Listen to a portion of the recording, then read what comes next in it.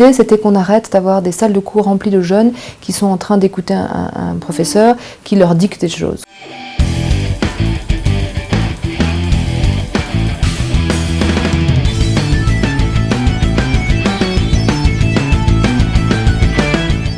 Donc l'idée, c'était que les jeunes puissent acquérir du savoir avant, pour que ensuite, quand ils reviennent au CFA, ça soit des échanges sur ce qui a été vu, des questions. Les gens consomment moins, et plus ils épargnent, plus la crise est forte en fait, parce qu'ils consomment moins. Donc c'est exactement ça. Oui, tout à fait. Et comme les Français achètent moins, il y a moins d'échanges, et donc il y a moins d'activités pour les transporteurs.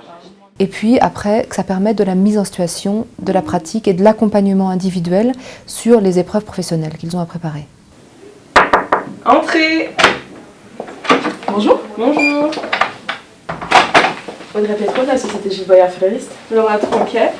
Donc, qu'est-ce qu'on pourrait faire? On pourrait peut-être commencer à la valoriser. voilà. Et également, vous avez une lounge.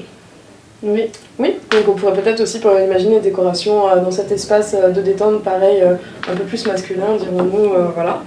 Ils avaient des choses à travailler de chez eux avec des outils d'e-learning très très bien faits.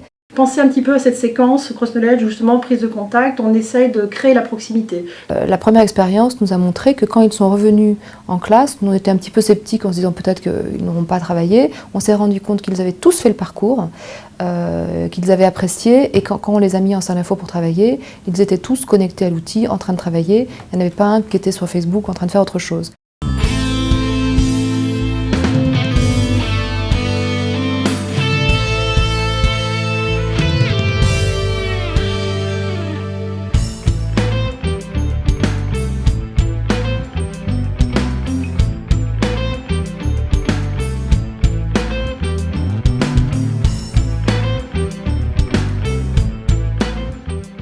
Aujourd'hui, on constate que ces outils correspondent au mode d'apprentissage des jeunes. J'ai du mal à me concentrer et je me disperse très vite, alors que là, on a un casque.